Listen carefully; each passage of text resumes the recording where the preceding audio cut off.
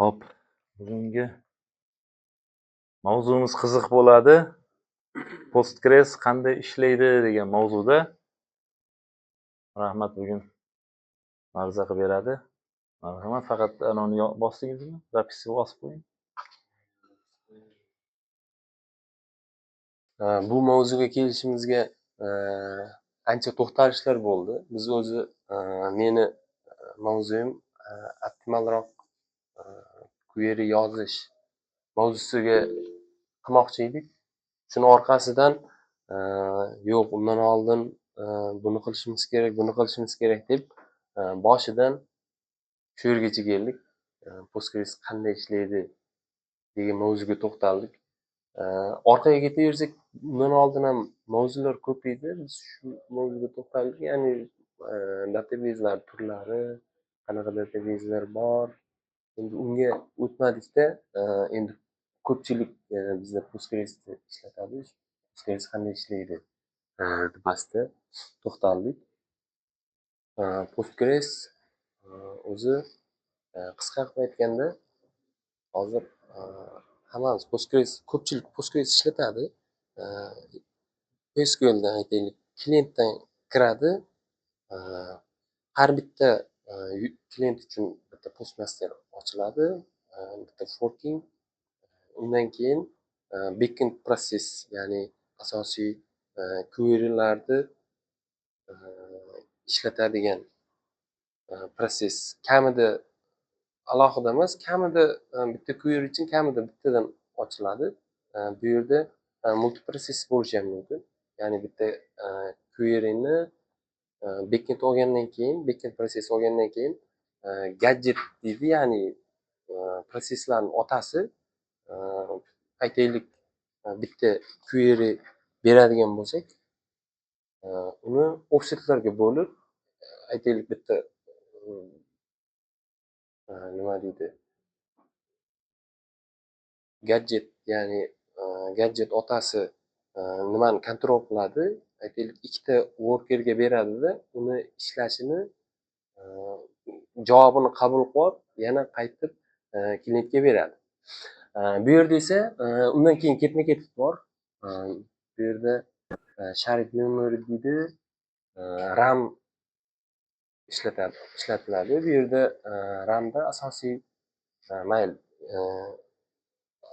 asosiysi shu RAM, keyin disk storage. Buning ichida asosiy datalar bor, val fayllar bor, asosiy database ma'lumotlari.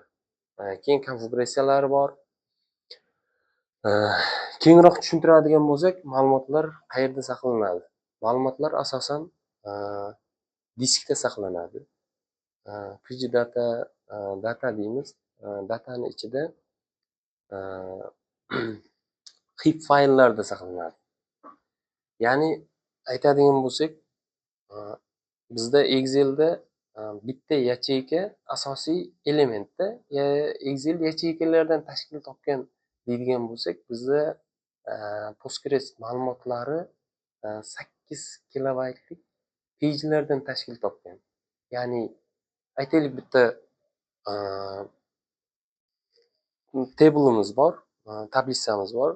Tablisamiz aniq bitta OIDga ega. Uni qanchadir size'ga ega. Ichi lekin aniq 8 kilobaytli pejlarga, keyingi nimada pej deb ketamiz, pejlarga bo'lingan bo'ladi. Ya'ni asosiy eng kichkina nimamiz pej ekan.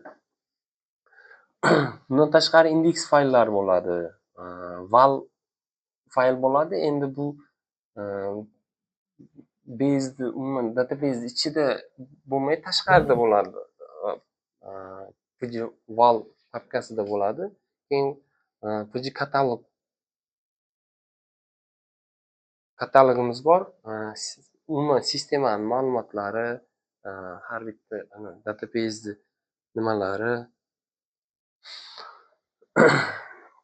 Endi biz asosiy elementimiz 8 kilobayt page. Buni ichida nima bor deydigan bo'lsak, har bitta pejning ichida page header bo'ladi. Bu yerda meta ma'lumotlar bo'ladi. Qaysi nimaga tegishli shunaqa ma'lumotlar bo'ladi. Item identify pointerlar bo'ladi. Ya'ni qaysi offsetdan aytaylik, misol 3 tadan 5 tadan 3 tasi bor ichida ma'lumotlar. Keyin bo'sh joy ma'lumotlar bo'ladi va tuple'lardan tashkil topgan bo'ladi. Ya'ni bizni asosiy ma'lumotimiz, aytaylik biz bitta tablisamiz UID'siga kirdik, heap fayl deyiladi. Uni ichida 8 kilobaytli page'lardan tashkil topgan. Bitta page'ni ichini ochadigan bo'lsak, ichida bir nechta tuple'dan, ya'ni biz aytgan row'lardan tashkil topgan bo'ladi. Buni yana keyingi slaydlarimizda kengroq tushuntiramiz. Xo'p. O'zi Postgres nimani hisobiga tezroq ishlaydi? Asosiy elementlardan bu o'zi RAM ni ishlatish, ya'ni bir necha bor tezroq ishlagani uchun RAMdan foydalanadi va RAMni 4 ta xonaga kusokka bo'lib olgan.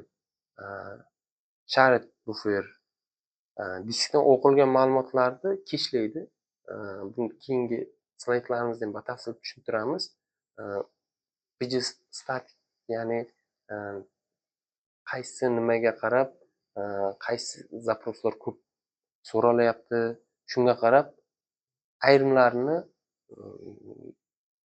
shared bufferga saqlab qo'yadi, keshga. Diskdan o'qigandan ko'ra bir necha marta tezroq bo'lgani uchun shared bufferga saqlab qo'yadi. Keyin val bufferga bo'lgan, bu diskka yozishdan oldin val loklarni ma'lumotlarni bufferga saqlab qo'yadi. Keyin diskka yozadi checkpointer bilan. Keyingisi work memory. Asosiy shu sortlarni, joinlarni, distinct, shunga o'xshagan query'larni amalga oshiradi. Maintains worker memory, bu vakuumda create index, alter table shunaqa operatsiyalar bajarar ekan. Tak, RAMning asosiy vazifasi shu. Endi biz bu yerda taklif berilgan umumiy RAMning 25% shared bufferga qo'y deb turib, ya'ni tezroq ishlaydi. Keshlangandan keyin tezroq ishlaydi, lekin katta proyektlarda shared bufferi bundan ham ko'proq 40-50% gacha qo'yiladi. Tak. Shared buffers, disk va RAM. O'zi qanday o'qiydi? O'qish jarayoni shu yerda yozish jarayonini ham birato'la tushuntirib ketaman. Ya'ni biz umuman select yozamiz, orqada nima bo'lishini bilmaymiz. Endi kimdir exploit analizni ishlatib ko'rgan bo'lishi mumkin. U bo'yicha keyin batafsilroq tushuntiraman. O'zi query berganingizdan keyin biz backend process bufferda keshni tekshiradi. Agar keshdan bo'lsa nimaga beradi? Keshda bo'lsa qaytaradi, keshdan olib turib, bu tezroq bo'ladi. Agar unda bo'lmaydigan bo'lsa, keshda bo'ladigan bo'lsa, hit qaytib promoy keshdan olib beradi. Agar keshda bo'lmaydigan bo'lsa, diskdan o'qiydi, bu sal sekinroq bo'ladi, lekin ma'lumotni qaytaradi. Disk keshda ayrimi bo'lib turib, bunda ham ayrimlari bo'lish ehtimollari ham bor. Lekin baribir diskka borgani hisobiga baribir sekinlashadi. Bu select, ya'ni o'qish jarayoni. Endi biz yozish jarayonini ham, delete ham, insert, update, delete ham joyli birato'la tushuntirib ketaman. O'zi Postgres qanaqa yozadi diskka? Umuman insert qilgan payti bitta tranzaksiya ochadi. Boya aytgan tuple'larni ichida har bitta tuple'ni ichida transaksiya ID'si bo'ladi. Bo'ldi. Insert qildi, bo'ldi, bitta indeks yozib qo'ydi. Val buferga beradi. Valga birinchi, ya'ni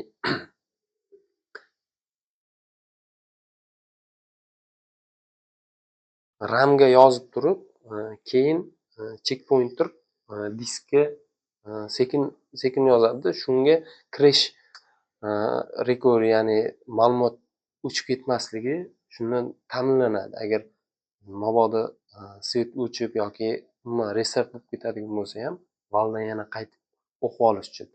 Endi bizda umuman biz nimani ko'ramiz? Update qilgan payti bo'ldi, bizni aytaylik bitta polyani valyusini update qilsak bo'ldi, bizda update bo'ldi deymiz, lekin aslida orqada qanaqa jarayon ketadi? Bu yerda update bo'lmaydi. Insert delete bo'ladi. Ya'ni yangi row yoziladi, eski row o'chiriladi. O'chganda ham promoy diskdan o'chirib tashlamaydi. Просто ustidan aytaylik chiziq tortib, yo'q, bu neaktualniy o'chirilgan deb belgilab ketadi. Delete ham shunaqa.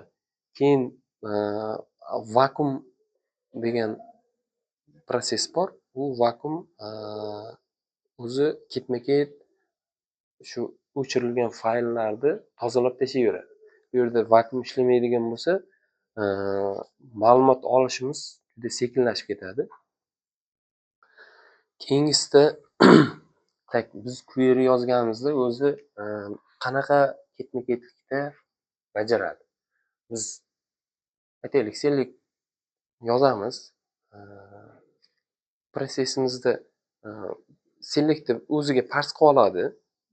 Birinchi nimada, keyingisida analiz qiladi. Ustunlari bormi, tablisalar bormi degan nimalarni analiz qiladi. Uchinchisida rewrite degan viewlar bo'lsa, viewlarni yoyadi, rollarni tekshiradi. Query qayta yoziladi degan, qayta yozilmasligi ham mumkin. Keyin planni tuzadi. Eng asosiy joyi shu yerda keyingi slaydimizda ko'rib chiqamiz. Ya'ni plan tuzadi. Qanday qilaman? Diskdan olaman, memoriyadan olaman, keyin uni join qilaman, shu fayllarni indeksdan tekshiraman degan plan tuzib oladi. Oxirgi 5-inchisi esa executor, bu shu qilingan planni ishga tushirib natijani qaytaradi. Plannerni batafsil tushuntirgan reja tuzadi. O'zi rejani qanaqa tuzadi? Bizda o'zi statistika Postgresda yuritiladi, pgstatic deydi. Shu analiz qaysi nimalar, qaysi jadvalda qancha satr bor, qaysi zapros ko'p ishlatilgan, shularga qarab, to есть indeks bormi, yo'qmi, shularga qarab statikdan olib turib nima qiladi? Plan tuzadi asosiysi. Bu yerda cost module degan nimasiga qarab primerni vaqtni beradi. To есть spu nimalarga, ramlarga qarab primerni vaqtni beradi. Keyin access path degan har xil bizda scan, ya'ni har bitta fayldan izlab chiqish metodikasi deb oladigan bo'lsak, shunaqa har xil metodika bor. Shuni qilaman, shuni ishlataman deb turib eng optimal variantni tanlaydi. Keyin join qiladi. Join qilib, merge qilib, bizga oxirida order bo'lsa order qilib, oxirida bizga topshiradi. Natijani qaytaradi. Execute node turlari. Bu yerda execute node turlari deb execution. Umuman o'zi scan qilishda ham bir necha yo'llari bor. Bu yerda asosiylari keltirib berilgan sek scan degan butun jadval ketma-ket o'qiladi. Bu yerda indeks yo'q bo'lsa, o'zi ko'pincha Postgres shu metod qo'llaydi. Sexcan tipni qo'llaydi. Ya'ni defaultni indeks bo'lmaydi. Bu ko'proq kichkina jadvallarda qo'llaniladi. Indeks bo'ladigan bo'lsa, biz izlayotgan filtrda bu yerda indeks bo'ladigan bo'lsa, bo'ldi. U aytadi, indeks bo'yicha qidirib kelaman deydi. Keyin scan qilib bo'lgandan keyin join qiladi. Endi joinni ham turlari bor. Uchta ikkita nimasi asosiy, uchtasi nima join. Hash join bu aytaylik ikkita tablisani join qiladigan bo'lsa, eng kichkinasini hashlab, keyin qaytib kelgandan keyin ikkinchi eng kichkinasini hashlaydi, butunlay olib turib hashlaydi. Keyin ikkinchisida ikkinchi katta tablisada scan qiladi. Izlab turib, keyin qaytgandan keyin memoriyda biz tepada ko'rdik, RAMda qaytib kelgandan keyin join vazifasini bajaradi. Alohida xona, 4 ta xonaga bo'ldik-ku. Shunda join, hash joinlar o'sha yerda RAMda qilinadi. Bu katta datasetlarda yaxshi ishlaydi. Ko'proq hash join ham ko'p ishlatiladi. Keyin nesting loop bu ichmich, bir-biriga ichmich kirib ketadi. Ko'proq bu indeks bilan bog'langan nimalarda ko'proq qo'llaniladi. Sort merge bo'lsa, ham ikkita tablisani join qilganda ikkalasini ham umuman sort qilib oladida, pulya bo'yicha aytaylik, misol shu yerda tushuntiraveramiz. Aytaylik, user tablisa bilan orders ikkalasi join qilinayotgan bo'lsa, ordersda user ID bo'ladigan bo'lsa,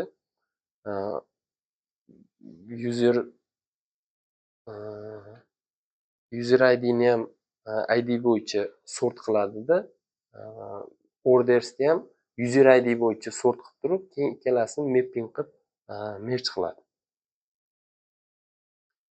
Asosiy nimasi shu. Endi resurs sarfi va monitoring. SPUda har bir klient uchun boshida aytdik, alohida proses ochiladi. Query, parsing, planning SPUda sarflaydi. Endi qisqacha qilib aytganda, keyin katta sort, hash operatsiyalari SPUda intensiv qilinadi. Ya'ni execute deymizku, intensiv qilinadi. Bu pgstat activity'da ko'rsak bo'ladi, shu SPUda nima ketayotganini. Keyingisi RAM, memory, shard bufferi, boshida ham aytdik. Umumiy RAMda 25% qo'ygan optimalroq deb. Word memory. Boya aytdik, sortni, hashni har bir query uchun shu word memoryda ishlatadi.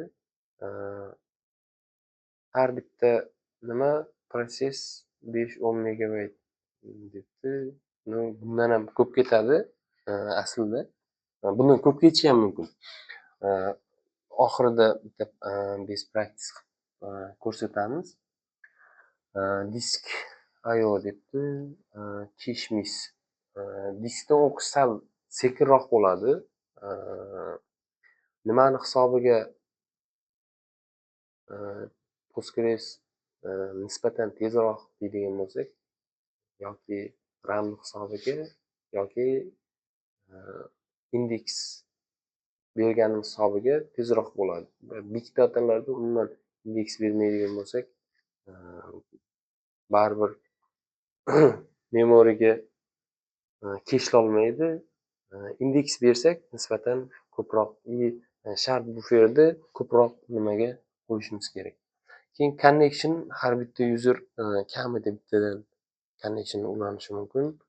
Bizda defaultni maximal connection 100 ta bo'ladi. Endi connection poolingga shu o'tgan birinchi darsimizda ham PGBouncer'da Elbek aytib o'tdi. PGBouncer ishlasa nisbatan optimalroq ko'p connection ochib tashlamaydi. Keyin PG statements degan eng ko'p resurs sarflagan query'larni topish, lekin bu tool extension yoqilishi kerak, default o'chib turadi.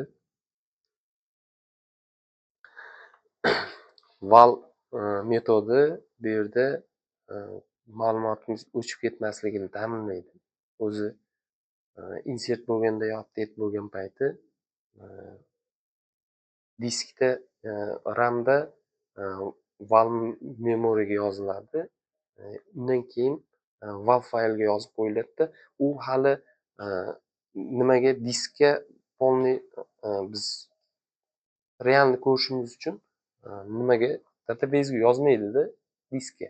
Uni checkpointer keyinchalik valni o'qib yozib ketadi. Bizda shunaqa proyektda shunaqa holat bo'lgandi. Umuman insert update'lar ishlamay qolgandi. Nimalar to'lib qolgandi. Tranzaksiyalar to'lib qolgandi. Biz tagini ochib qarasak, replika ishlamay qolgan. Replika ishlamay qolgandan keyin val nimalar to'lib ketganda keyin tranzaksiya qabul qilmay qolgan. Demak, valni replikasiyaga val qo'shilganligi uchun val fayllar ko'payib ketganda limitga yetib qo'ygan. Adashmasam o'zi ko'pincha default 4 GB turarmidi? Val change'lariga. Shunaqa maksimum limitiga yetib bo'lgandan keyin u insert qilishdan oldingi o'sha val yozamiz-ku, val logiga yozamiz. Ana shunga demak ruxsat bermay qo'ygan, to'g'rimi? Shunday. Shunaqa holat bo'lganda. Val nimaga ko'p sarflab qo'ygan? Ya'ni to'lib qolgan. Replika o'qimagan. Replika o'qimagan hisobiga replika o'qigandan keyin val o'chiriladi-ku. Shu val o'chmagandan keyin replika o'qimagandan keyin val ham ko'payib ishib ketaverganda. Uni hisobiga ham bu juda ham shu yerda aytib ketsak bo'ladi, juda ko'p proyektlarda mana shu narsa muammo ko'p uchraydi.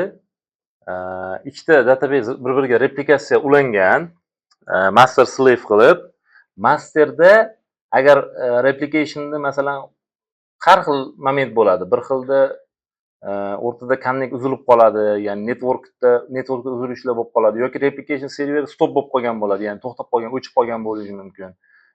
Yoki realni case'larda ham uchrab turadi, kimdir slotlarga tegingan bo'ladi masalan. Konfiguratsiyani teginib turib, dasturchilar bilmasdan uni to'xtatib qo'yadi, lekin o'zi bilmaydi uni tekshirishni. Aslida ularda ham o'zi tekshiradigan komandalari bor, replikatsiya qanaqa stabil ishlab turib holatini. Mana shunaqa holatda shu kundan boshlab valga yozaveradi, ma'lumotni valga yozaveradi-da, aytamiz, insert bo'lganda valga logiga yozib turadi. Agar biz replikatsiya добавить qilgan bo'lsak, qo'shgan bo'lsak, o'zi mana bu avtovakum o'chib turadi, u val logini o'zi o'chib turadi, tozalab turadi qanchadir vaqtda. Agar biz yangi replikatsiya ulagan bo'lsak, u uchun saqlab qo'yadi. Ya'ni har bitta replikatsiyamiz uchun u ma'lumotni valda alohida qilib saqlab qo'yadi. Ya'ni u qaysi ma'lumotdan keyin o'qimagan bo'lsa, o'sha ma'lumotlar saqlanib turadi, uni o'chirmaydi. Ana shu ma'lumot o'qimagandan keyin bu yoq yig'ilib ketaveradi. Oylar o'tadi, yillar o'tadi, keyin qachondir to'xtadiydan replikatsiya nima ishlamayapti deydi. Ma'lumot chota ikkalasida yana sifra deydi, ikki xil chiqyaptimi deb turib tekshirib qo'ygan payti keyin bilar ekan replikatsiya bilan ikkalasi sinxronizatsiya bo'lmayotganini. Bu yoqda valni qaraydi, val to'lib ketgan bo'ladi xotiridan. Keyin shunaqa muammolar ko'p bo'ladi. Val master nimada Postgres'da val o'sha replikatsiya o'chib qolgandan keyin xotirasini to'ldirib qo'yadi. Biz plan olamiz, masalan, 1 terabayt baza bo'ladigan bo'lsa, bazani datasi deylik masalan 1 terabayt bo'ladigan bo'lsa, biz bemalol 2 terabayt yoki 3 terabayt ochib qo'ygan bo'lamiz. Xotirada joy bo'ladi, bemalol zapat joy bo'ladi. Lekin xotirada joy to'lib qoladi. Bu mana shunaqa holatlarda ham uchraydi. U replika ba'zi ma'lumotni olib chiqib ketmagandan keyin val yig'ilib qoladi bu yoqda. Val yig'ilib qoladi. Buni hal qilish uchun replikasini ishlatish kerak bo'ladi. Keyin vallarni o'qib olgandan keyin hamma valni qolgan val o'zi avtomatik tarzda o'chib ketadi. Endi yana bitta bunga case bo'lgan, yana bitta case bo'ladi. Shu ko'pchilik mana shu narsani bilmaganidan qanday hal qilishni ham bilmaydi bir xil vaqti. Val yig'ilib qolgan bo'ladi, replikasi ham ishlab turibdi. Nimaga unda val hajmi oshib ketdi degan savol bo'ladi. Bu yerda eng ko'p uchraydigan holat bizning case'imizda, realniy proyektlarda ko'p uchraydi. Ular masalan logical replication ishlatilganda qo'shimcha anaqa ochib qo'yadi. Replikatsiya ochib qo'yadi. Ya'ni replication'ni o'zi sazat qilib qo'yadi, lekin ishlatmaydi u. Bitta slot ochib qo'yadi. Slot aslida ikkita slot bo'ladi-da. Bittasi realniy replication ishlatib turgan slot bo'ladi, bittasi ishlatilmaydigan unused slot bo'ladi. U slot o'sha ochilgandan beri ishlatilmagan, umuman ma'lumot olib ketilmagan, shu slotga ma'lumot yig'averadi, shishib ketadi. Ana shu yerda ham valni ko'payib ketish ehtimoli paydo bo'ladi. Demak, valni bu yerda kerakligi aslida ikki xil holatda kerak bo'ladi. Val bizga o'zi eng asosiy holatda replikatsiya bo'lmagan holatda ham val ishlatadi. Nimaga? Valga kirib kelgan, masalan, insert qilinayotgan bitta rowni update'ini, masalan, bulk bo'lishi ham mumkin, bir nechta rowlarning o'zgarishini ham yozib kelgan payt hech qanday validatsiya, hech qanday anaqasi tipa o'sha qo'pol qo'ysa, o'sha tekst ko'rinishida deymizmi, oddiy xom versiyada shunday saqlab qo'yadi valga. Endi keyin undan keyin diskga yozishni boshlaydi. O'sha yerda o'zgarishlar, diskni o'zgartirish boshlaydi. Endi diskni o'zgartirishda masalan o'sha bloklarni bo'ya page deb aytib ketdim. Mana 8 kilobaytli bloklar bor. O'sha bloklarni o'zgartirishni boshlaydi. Keyin indekslarni o'zgartirib qo'yadi. Yana o'shanga bog'liq masalan bilmayman qanaqadir materialized view bo'ladimi, nima bo'lsa o'shanga bog'liq o'zgartirib qo'yadi. Bu proses juda ham nima deydi? Ko'p proses borda uni orqasida. O'sha proseslarda buzilib qolmasligi uchun, o'sha proseslarda masalan reset bo'lib qolishi mumkin serverga boshqa bo'lganda, ma'lumotni yo'qotib qo'ymasligi uchun mana shu yerga val log qo'shilgan. Bu o'sha ACID deydi, Postgres o'zi ACID database, mana shu ma'lumotlar yo'qolmaydi bu yerda. O'sha insert bo'layotgan vaqtda bu yerda yo'qolmaydi. Endi case'lar bo'lgan, to'g'risi case'lar bo'lgan. Bitta katta databaseda svet o'chib qolganda hamma butun serverlar birdaniga o'chib qolgan. Birdaniga o'chib qolgan. U yongan vaqti ana shu vaqtda proses bo'layotgan vaqtdagi vallar o'chib ketib qolgan. Ya'ni qanday o'chib ketdi degani, o'sha vaqtda nima insert bo'layotgan bo'lsa, o'sha svet o'chish jarayonida nimadir, o'sha nima o'zgarish ketayotgan bo'lsa databasega, ana shu ma'lumotlar yo'qolib qolganda, kichikroq ma'lumot bo'lgan, lekin o'sha ma'lumot yo'qolib qolgan. Endi bu yerda savol tug'iladi. Shunda Postgres'ni asidligi nima foydasi bor? Ya'ni Postgres'ni bizga stabilnosti qanday foyda? Ishonchsiz-ku deyiladi. Yo'q. Bu yerda boshqacha sabab bo'lgan. Bu yerda tizim jostki ishga tushirib yuborilganda o'sha paytda vallarni ruchnoy razработчик xatosi bilan o'chirib qo'ygan u yerda. Ana qandaydir menimcha bilmayman endi, u paytda men ChatGPT yo'q edi. Forumlardan nimadir Google'dan qidirgan vaqtda shuni o'chirasan, keyin ishlab ketadi deb yozgan. Qanaqadir blokerga tushgan. U blokerda ana senda qanaqadir konfliktli anaqalar bor, data bor deb aytgan vaqtda u o'shani merge qilib turib, yechmasdan turib, valni o'chirib turib, zapis qilib yuborgan u. Ya'ni Google'dan shu ChatGPT bunaqani beradimi bilmayman. O'shaning uchun men aytib qo'yaman, hamma narsaga ham ishonib ketavermaslik kerak, yaxshi tekshirish kerak qilinayotgan ishni. U bilmasdan o'chirib qo'yganda, zapis qilib yuborgan, o'sha o'rtada mana shu yerdagi ma'lumot yo'qoldi. Bu ham mana shunaqa case'da bo'ladi. Bu yerda Postgres'ni stabilligiga anaqa yo'q, masala yo'q. Bu o'sha val bilan o'zini himoyalab qo'ygan ma'lumot yo'qolmasligi. Faqat to'g'ri foydalanish kerak, o'sha arxitekturasini yaxshi bilish kerak. Hozirgi mavzu ham shuning uchun tanlandi. O'zi Postgres qanaqa ishlashini, qanaqa ketmaydi ishlashini bilsalaring, bundan keyingi mavzularimiz o'zi hali o'sha indekslash, o'sha analiz, mana query'larni optimizatsiya qilishlarga kirib ketamiz. Undan oldin mana shu narsani tagini bilib olish kerak. O'zi qanaqa ishlaydi. Shuncha hosil bo'lish. Davom eting. Shu Postgres multi version concurrency metodi, ya'ni e, yozayotgan kimdir insert qilayotgan payti unga parallel ravishda select ham ishlayveradi. Tipa ana multiprosessni deganday gapda real vaqtda o'qish ham yozish ham bir vaqtda bo'laveradi. Ana o'rtada bloker bo'lmaydida. Keyin tranzaksiya har doim o'suvchan bo'ladi. Tranzaksiya hech qachon update bo'lmaydi. То есть bizni real datamizda update bo'lmaydi, lekin boyagi aytganimdek insert bo'lgan update bo'lgan payti hech qachon ma'lumotni ichidagi ma'lumotni update qilmaydi, insert delete qiladida. Ya'ni aytaylik 100-chi tranzaksiya bor edi, x min deydi, x min 100 bo'lsa x max 0 bo'ladi. Bu tirik tranzaksiya bo'ladi. Shu yerda shu datani o'zgartiradigan bo'lsak, keyingi tranzaksiyamiz aytaylik update bo'ladi. Keyingi tranzaksiyamiz aytaylik 105 x min 105 bo'ladigan bo'lsa, x max 0 bo'ladi. 100 aytaylik x minni x maxiga 105 deb yozib qo'yiladi. Bo'ldi, bu neaktualniy o'chirilgan deyildi. Keyin avtovakum, umuman vakuum kelgan payti shu nimalarni diskdan umuman o'chirib tashlaydi. Misol bilan shu yerda qo'shimcha qilib ketay. Bittapullarga masalan hamma tushunadigan soddaroq misol keltirib qo'yaveraman. Masalan, userimiz bor deylik. Eshmatov Sarvar masalan tug'ilgan yili, avatari, emaili qanaqadir borda. Endi biz avatarda qanaqadir rasm turibdi. Bu rasmni o'zgartirdik deylik. Masalan, bu rasmni o'zgartirsak, masalan, avatar 1 deylik, avatar 1.jpg turuvdi avval eskisida. Endi u avatar 2.jpg ga kiritdi, ya'ni change qilmoqchi. Avatar 1.jpg eski versiyadan u ham saqlanib turadi. Avatar 2.jpg, ya'ni o'sha vaqtda hali update ketyapti bu yoqda. Update degan komanda berildi. Lekin update komandani bajarayotgan vaqtda aytdik-ku, update bo'layotgan vaqtda uni bir nechta prosesslari bor update'ni bajarishda. Birinchi valloq yozib oladi, yozib qo'yadi-da uni birinchi. Keyin prosessni boshlaydi, diskni o'zgartirishda. Boyagidek o'zini tupple'larni o'zgartirib chiqadi, bloklarni o'zgartirib chiqadi, indekslarni o'shanga tegishli indekslarni o'zgartirib chiqadi agar o'zgarish bor bo'lsa.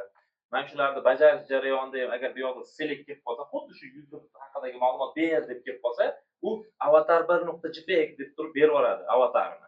Eski versiyasini berib turadi. Endi yangisi qachon tizimga borib o'tiradi? Proses tugagandan keyin, tranzaksiya yakunlangandan keyin unga o'sha yana avatar 2 degan endi yangi beradi. Lekin avatar 1 boyagiga javob berganicha u kechda yonida olib qoladi. U blok turgan bo'ladi. Tapili. Bu narsani avtovakum ko'pchilik menimcha o'z eshitgan, ko'rgan ham yerda avtovakum deb ko'rgan, lekin endi asosiy nima vazifa bajarishini bilmasligi mumkin. Avtovakum mana shunaqa bittaplarni, ya'ni o'sha eski versiyalarni o'chirib turadi. Ya'ni bo'ldi, kerak emas, u update bo'ldi, avatar 2 ga update bo'ldi. Hamma qaysi zapros so'rasangiz ham endi sizga avatar 2 deb sizga javob beradi. Chunki hamma joyda o'zgarib bo'ldi, avatar 2 ligini hamma bilib bo'ldi. Endi ana avatar 1 degan anaqamiz kerak emas bizga. U informatsiyamiz kerak emas. Ana shu ortiqcha informatsiyalarni o'chirib tashlaydi. Bu xotiraga filusi bor, ya'ni xotiranida joy ochib turadi. Katta tranzaksiyalarda bu juda yaxshi seziladi. Keyin bu endi avtovakumda menimcha u keyingi mavzularda balki tushuntirilsa kerak. Avtovakumlar bu o'sha explain analizni olishda ham yo'lni optimallashtirib turadi avtovakumlar. Shuning uchun ham kerak bo'ladi uni keyingi mavzularda. Shu yerda savol tug'ilishi ham mumkin-da. Aytaylik, siz so'ragan user ma'lumotlari RAM da turgandi. Avatar 1.jpg deb turib, RAM da turgandi. Oldi. Avatar 2 ga o'zgartirdi. RAM qachon nima bo'ladi degan payti shu diskni avatar 2 ga change qilgandan keyin RAMni ham qayta nima qilib qo'yadi, o'zgartirib qo'yadi. RAMni yana reset qilib qo'yadi-da, qaytadan ma'lumotlarni yangilab qo'yadi. Zapis update bo'lgandan keyin keshni tozalab qo'yadi-da, ramdagi Ha. keshlarni, to'g'rimi? Bariga topib ustasi aytolmay turdi. Shunday. Mhm. Performance uchun muhim. Bu endi tavsiya. Sharit buferga ramni boyagi 25%ni qo'ying deb bu yerda mana tuning qiladigan saytlar bor. PG tuning bor. Pastga yozib Ha, mana qo'ying. Leopard.in. shunaqa saytlar bor. Shundan primerni olingan nima shu yerga shu saytga umuman siz ishlatayotgan databezdagi serverni ma'lumotlarini to есть nimasini parametrlarni kirsangiz to есть qanchasini ishlatmoqchisiz, aytaylik u yerda backend ham bo'lishi mumkin. Databezni o'zi bo'ladigan bo'lsa qanchasini shu ichidagi parametrlarni kiritsangiz sizga primerni nimani tuningni yozib beradi. Mana shart buferni yozib beradi. Shuncha qo'y deb. Endi bu yerda tavsiya qilingan 25% nima qiling ishlating deb work memoryni 464 megabayt oralig'ida sort hashlar ulanishiga qarabda endi maksimalniy connection qancha bo'lishi kerak, endi bu nechta servis bog'lanishi, nechta user bog'lanishi shundan kelib chiqqan holatda. Ma'lumot aytib ketaman. Ko'pchilik mana shu saytni biladi, PGTune Leopard.in'ni biladi. Bu saytga kirib ko'rsalaring, serverni parametrini berasizlar, o'sha database turgan serverni parametri, o'sha RAM, CPU nimasini bersa, asosiy xotira nimalarini bersa, parametrini bersa, o'shanga moslab Konfiguratsiya beradi. eng optimal variant. Eng optimal demaymiz, o'zini optimal variantini ko'rsatib beradi. Bu umumiy optimal, standart holatdagi umumiy optimal konfiguratsiyani beradi. Lekin bu yerda u aniq bilmaydi. Bu yerda masalan zaproslar qanaqa bo'ladi, u siz yozadigan zapros qanaqa bo'ladi, o'zi holati, ayni qanday proseslardan o'tadigan zapros bo'ladi. Sizda insert ko'p bo'ladimi, select ko'p bo'ladimi, masalan, o'qish ko'p bo'ladimi, write ko'p bo'ladimi, indekslar qanaqa holatda saqlangan, u narsani bilmaydi u. Bilmasdan turib u umumiy holatda o'sha eng best practice anaqani beradi, konfiguratsiyani beradi. To'g'ri. Boyagi ma'lum bu parametrlarni juda bir chuqur tagida algoritmlargacha bilmaydigan odam mana shundan foydalanib turib qo'yib ishlatib ketaversa bo'ladi. Bu ham yaxshiroq. Lekin bundan ham bu degani bu eng optimalni berdi degani emas. Mana bu parametrlarni yaxshi o'rganib olish kerak. Har bittasi o'sha qaysi bizni databezdan qaysi maqsadda foydalanishimizga qarab turib, o'zimiz eng optimal nuqtasini qo'yib olsak bo'ladi bu parametrlarni. O'shanda yana ham yaxshilanadi. Resurslarimiz eng maksimum va eng tezkor ishlaydigan tizim yaratsak bo'ladi shu orqali. Ya'ni bu PGTune'ga faqat ishlab nima qilib qolmanglar, ishonib qolmaslik kerak. Bundan ham yaxshilasa bo'ladi yana ham. Lekin default turgandan shunaqa o'zgarish qilib qo'ygan ham bir tarafdan Agar to'g'rida, boshqasini bilmasa, undan ko'ra mana shunga kirib turib, bu endi o'zi uchun yaxshi database bo'yicha katta chuqur bilimga ega emaslar uchun. shunday. Tak, maksimalniy connection defaultni 100 ta bo'ladi. Bu yerda PGBouncer'ni ishlating deb tavsiya qilganmiz. Ya'ni nima maksimalniy connectiondan oshib ketmasligi uchun birinchi darsda aytganimizdek. Keyin effektivniy cache size degan katta indeks uchun ko'proq ishlatiladi. RAMda 75%ni deb aytgan. Random page cost SSD bilan birga bir buni ham indeks ko'proq ishlatadi. Checkpoint compilation targets. Checkpoint yaxshi ishlaydi degani, ya'ni boyagi vallarni doimiy xotiraga yozish, nimaga diskga yozish uchun val buffers 16-64 oralig'ida degan, endi write loadda oshiring degan. Auto vacuum har doim on turishi kerak. Sababi bizda qachon vakuumni o'zi qachon ruchniy ishlatishimiz mumkin? Katta birdaniga katta insert qilgan paytimiz val fayllar ko'payib ketadi. O'sha payti realniy datada o'zgarish bo'lmaydi. O'sha payti avtovakum yoniq bo'lsa ham birdaniga shu tablisani birdaniga ishlatsak bo'ladi. Umumiy xulosaga kelib qolibmiz. Undan oldin bitta praktika bitta nima tablisa qilgandim. Bizda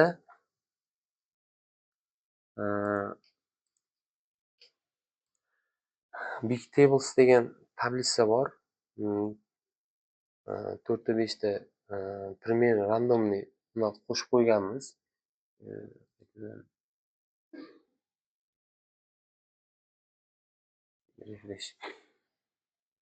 8 millionta dalni bor. Biz endi primerni hisobda ramdan qanaqa deyapti. Endi ichida boshqa proyektlar ham bor. Primerni hisobda ko'rsatib o'taman. Aytaylik bizda bu nimani olsak, tablisani Big Table degan tablisamiz bor. Create add bo'yicha order qilyapti-da, 10 mingta ma'lumot olyapti. Endi biz realniy bundan ko'rib tursak bo'ladi. Serverga kirib qo'yib bu yerda mana postmasterlar ochilgan. Har bitta nima uchun. Endi ko'p bundan ham divyerdan ham qayta ularni yerdan menimcha. Tak, buni ishlatsak primerni hisobda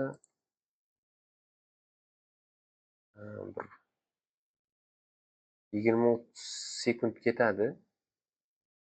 Bu yerda endi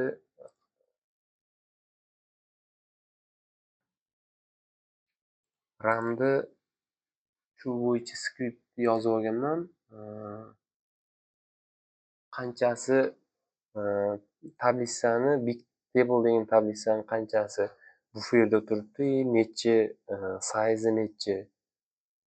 Defaultni endi bizda 128 megabayt turibdi. Ikkinchi nimani ishlatdim. Shu ishlagan joyida yozib ketaveradi-da.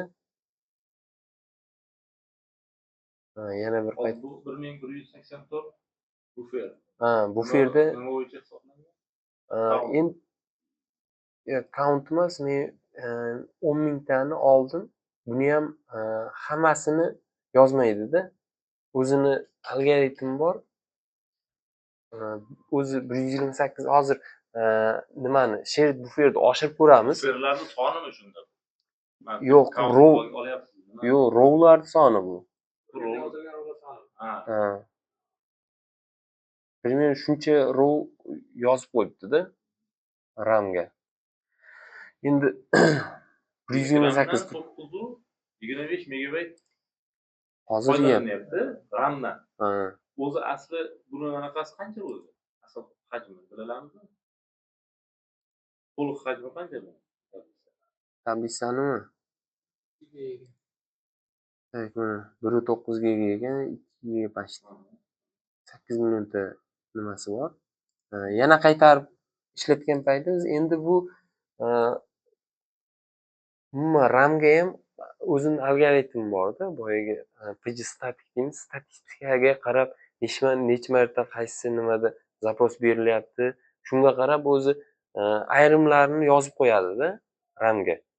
Keyin aytaylik katta tablisamiz bo'lsa, ko'p qator tablisamiz bo'lsa, unda indeks qo'ymasak, unda katta effekt kutolmaymiz. Sababi ramga ham indeksga qarab nimaga qo'yib ketadi. Hech qanaqa indeks bo'lmaydigan bo'lsa, ramga ko'p nimani yozmaydi. Shared buferni katta qilsak ham nimani ko'tarmaydi. Baribir shu nimada turibdi.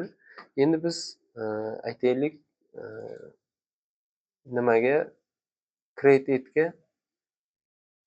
Mana shart buferni oshirib ko'ramiz. Tak. Yozim bor edi.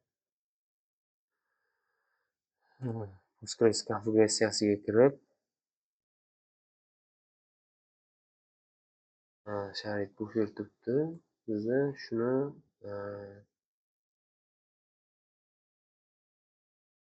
aytaylik 2 gigaga oshirib ko'ramiz.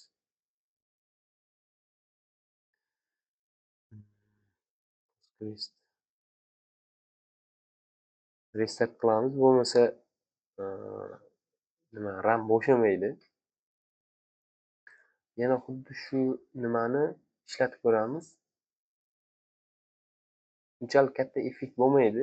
Sababi katta nimada boya aytgandek, katta rowli tablisalarda indeks bo'lmasa, ko'p hajmni yozmaydi nimaga. Bu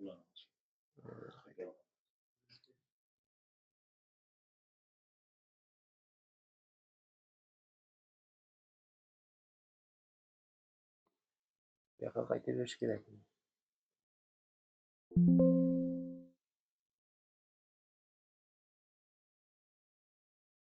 Ularni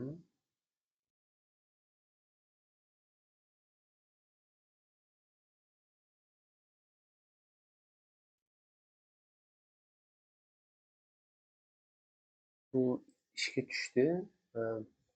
Yozib boraveradi. Select ishlagan orqasidan yozib boraveradi. Bu yerda katta effekt bo'lmaydi. 2 giga qilsak ham.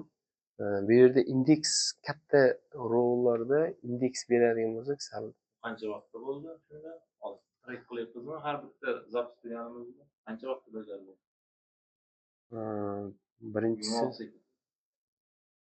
birinchisi bundan ko'proq bo'luvdi menimcha. 60 gmi shunaqa. Hozir bunda endi tekshirib ko'radigan bo'lsak,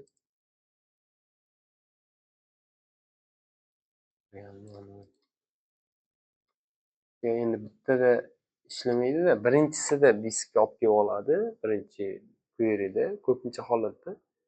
Keyingilarida diskdan olib beradi-da. Endi u aytaylik, примерно hozir 64 tani yozdi deyapti.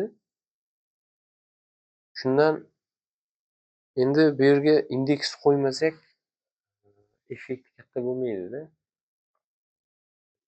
Baribir nimaga sig'maydi deb turib hammasini olmaydi. Qarang, bu hozir o'zi birinchidan o'tirdimi yo'qmi? Konfiguratsiyani o'qidimi yo'qmi? Konfiguratsiyamiz o'qidi. Bo'ladimi? Shu. Shu.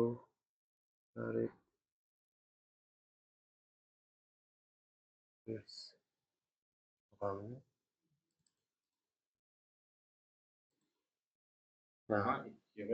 O'zgargan. Qani 3-chi marta ham bajaringchi? Exploit analizda qilib ko'ramizmi?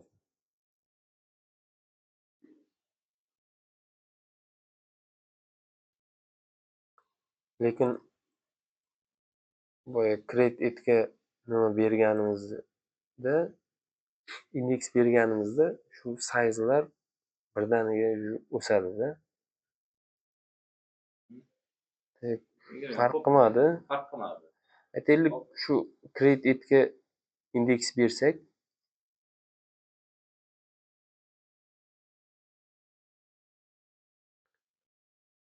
ham birinchi olishda ham, keyingi olganlarda bundan ham tez bo'ladi-da. Birinchi olishda nimaga nimani ko'radigan bo'lsak, 3 megabayt turibdi deyapti, lekin bu skript sal xatoroqmi deyman-da. Ana realniy nimalarni olib kela olmayapti, bitta orqadan shunaqa o'xshayapti. Ikkinchi nima qilganda, bundan ham tez, endi o'rtada beringchi, bosingchi. O'sha ekanda,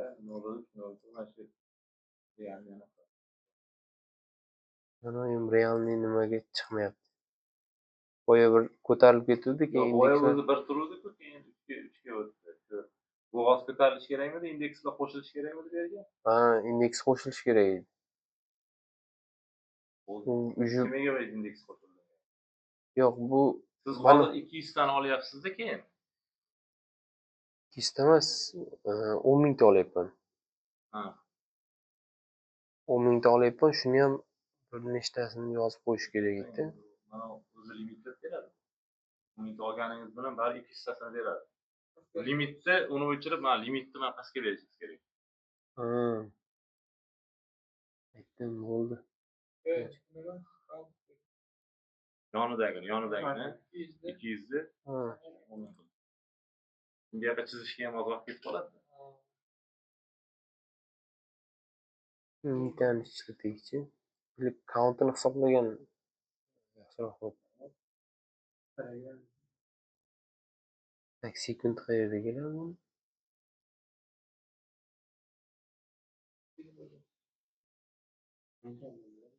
Hali kechdi ko'ringchi qancha.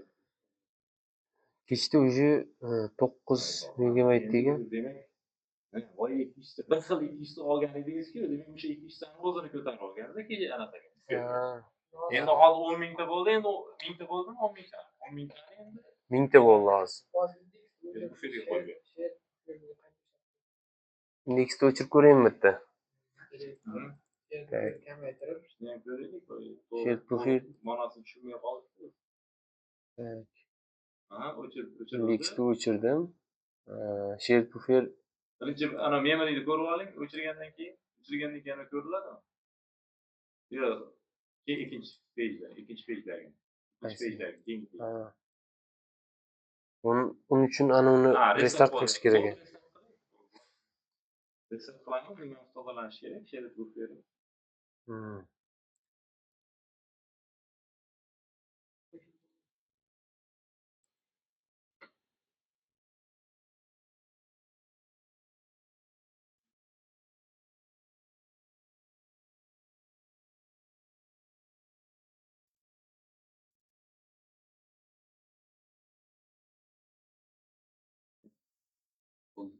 Restart bo'lgani.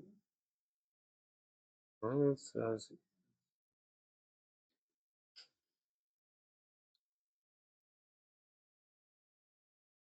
Ishlayapti. Refresh qilish kerak buni yana.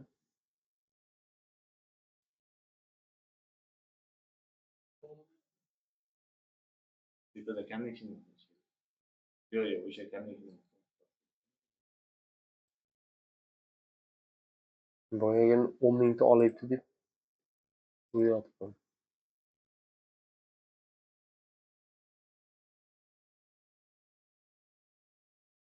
Disconnect qaytadan connect qilib qo'ying. Disconnect. Pasta disconnect. Yes.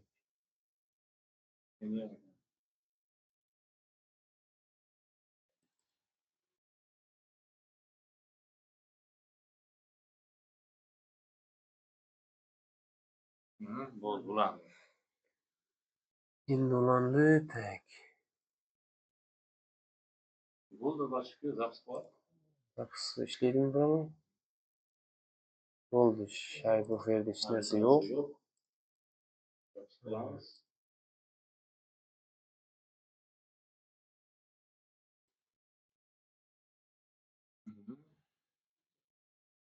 Vaqt qayerda ko'rinadi uni?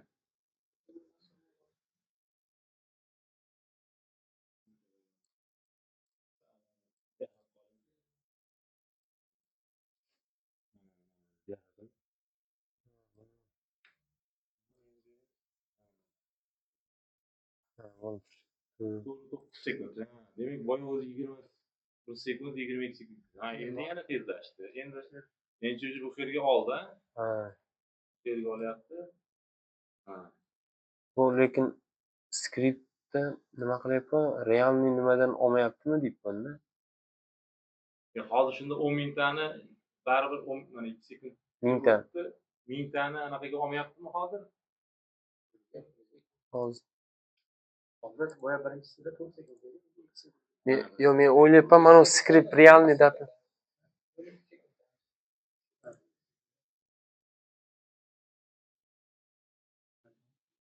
Yo, u fetishga ketyapti. 2 sekund bo'ldi, 2 2 sekundga sekundda. tushirish bo'ldi.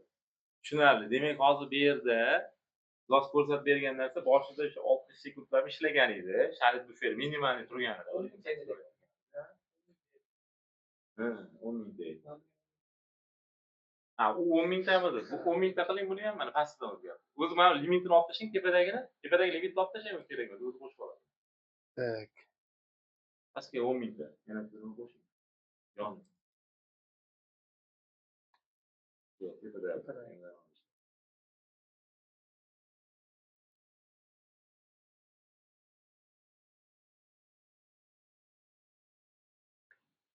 Expert analiz qilib ko'rsak bo'ladi, shundan keyin bitta ishlatib.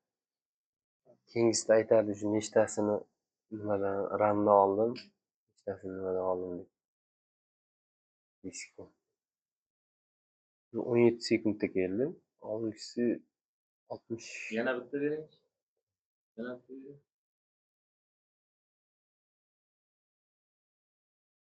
Buferda ham yo'q. Bu yerda что-то o'zgarmayapti.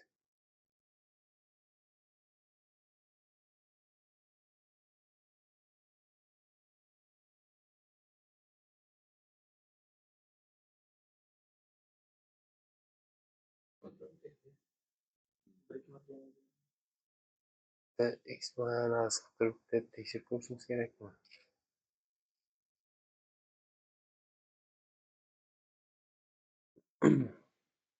Nechta ramdan olgan? She'r buferimizda bemalol joy bo'lsa ham, baribir hamma ro'da olmaydi ekanda, значит, to'g'rimi? Shunday, ha. Joy bo'lsa ham bu qolganlar o'zim algoritm borda, indeks bo'lsa ko'proq oladi. Nimalar saqlaydi o'zi? Ha, She'r 264 ta. She'r buferda shu ko'proq so'riladigan nimalar saqlaydi-da. Ha, rollarni, ana qayerda turganlarini indekslar, qayerlarni, sekvenslar saqlanadi. shunday. Tushunarli. Demak, baribir o'sha she'r bufer ham qanchadir miqdorda yordam beradi. Lekin u baribir resursni ming katta qilib yuborganimiz bilan hamma narsani she'r buferga o'tkazmas ekan. Ya'ni she'r buferda o'sha keraklicha resurs olishimiz kerak. Ya'ni bu bizni databeyzimizni ma'lumotlarimizga, qo'ygan indekslarimizga bog'liq narsa ekan. Ana shunga yarasha she'r bufer hosil qilib, ya'ni o'sha server resursini o'shangacha ko'tarib turib, she'r buferni shunga moslashimiz kerak bo'lar ekan. Ya'ni bir xil o'ylaydi, qancha server katta bo'lsa, shunchalik zo'r bo'laveradi deb o'ylaydi. Aslida bu Postgres'ning o'zini algoritmlari bor. Bu ma'lum o'sha resurs databeyzi kattaligidan algoritmni kelib chiqadida, indekslash algoritmlaridan kelib chiqadida. Multithreading endi CPU qancha katta bo'lsa yaxshi bo'lishi mumkin, chunki multithreading qiladi, tezroq bajarishga olib kelishi mumkin, lekin baribir diskdan o'qish, yozishda baribir chegarasi bor. Bitta chunki hamma narsa ma'lumotimiz bitta diskda turibdi, o'rniga qanchaga o'qish yozib bo'laversa, u sekinlashadi baribir. Bu tomondan baribir limitga yetib kelamiz. Endi bu yerda hozir men yana bitta qiziq ma'lumot aytib ketaman. Diskga o'qish yozishda aytdi-yu, agar bitta diskda o'qish yozish chegaralangan, masalan, SSD qo'ygan taqdirimizda ham HDD dan mayli SSD'miz 50 barobar tez bo'ladi.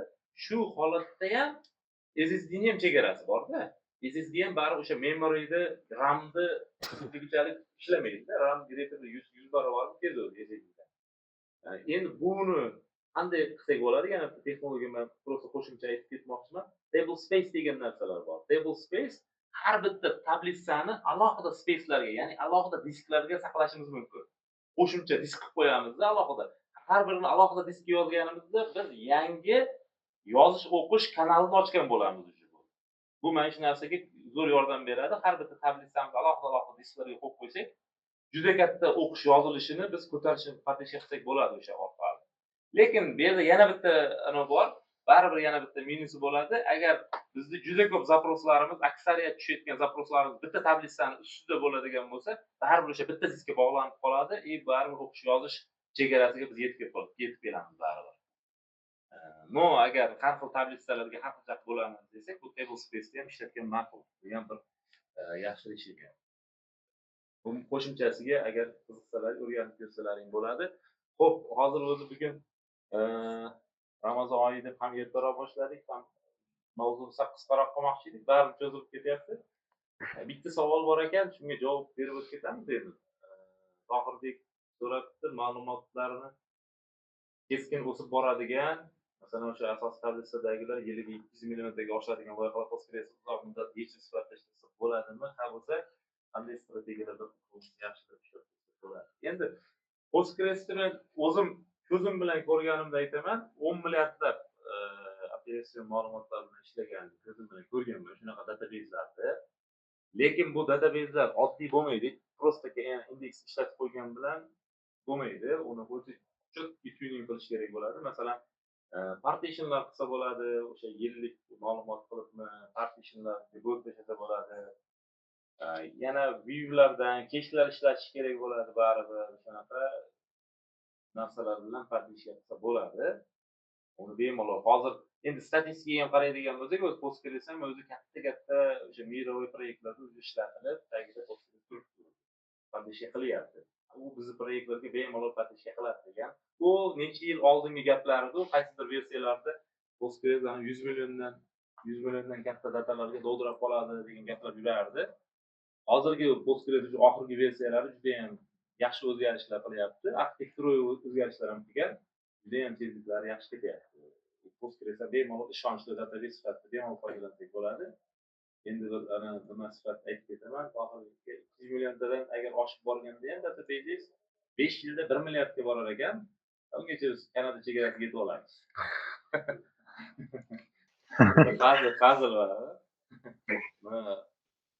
demoqchiman, bemalol Postgres partition qiladi. Formasi buni tanlasa bo'ladi. Endi Oracle bor, Oracle endi juda qimmat. U qancha databeyz kattalashsa juda qimmat pulga aylanib ketadi. Ya'ni Postgres hozircha yetadi. Biz qilayotgan proyektlarga, nafaqat hozir miroviy proyektlarda ham juda partition qilamiz. Boyagi nimamiz indeks qo'ygandan keyin bu yerga ko'proq ma'lumot olyapti-da. Ha, endi bu yerda уже 576 megabayt yozyapti. Deyarli 577 megabayt yozyapti. 100 ming nima berdim? Demak, indeks degandan keyin indekslarni hammasini chunki anaqaga yozib oladi-da u. Shared bufferga ramga yozib oladi hamma indeksni. Indeks bo'yicha sortirovka qilib oladi-da, qaysi ma'lumotlarni olib kelish kerakligini o'rda aniqlab oladi-da, keyin kerakli ma'lumotni diskka murojaat qiladi. Shuning uchun bu yerda juda katta ma'lumot ketyapti. Ya'ni shared bufferda boya ham aytib o'tganimizdek, o'sha qanchalik katta indeks qo'yadigan bo'lsak, o'sha indekslarni hajmidan, bizni zaproslarimizni berish usulimizdan foydalanib turib, shared bufferni kengaytirib qo'yishimiz kerak bo'ladi. Serverni Postgresga server tanlayotganda ham, parametrlarni belgilayotganda ham aynan mana shu narsalarga e'tibor berish kerak bo'ladi. RAMimiz necha bo'lishi kerak degan savolga mana shu hozir Rahmat yaxshi misol keltirdi. Ana shu bilan javob topsa ham bo'ladi. Yaxshi praktika bo'lsa. Yaxshi. Menimcha endi predvarительный tushuntirdik, asosiy joylari tushuntirildi. Yana agar parametrlar bo'yicha aniq bo'lsa, endi hozir yerlar rivojlanib ketgan, hamma mustaqil yana o'rganib, uni amaliyotda qo'llab ko'rsa bo'ladi. Hali biz exploit analizlarga kirmadik, u mavzular уже keyingi mavzular, уже keyin kirib boraveramiz. O'sha partitionlarga, indekslarga, indeks turlarigacha, ichlarigacha kirib boramiz. Shuning uchun shu yerda to'xtatamiz, bo'lmasa mavzumizni. Rahmat aytamiz, Rahmatga ham. Hammaga rahmat bo'lmasa. Keyingi meetuplarda ko'rishamiz yana. Ayni rahmat hammaga.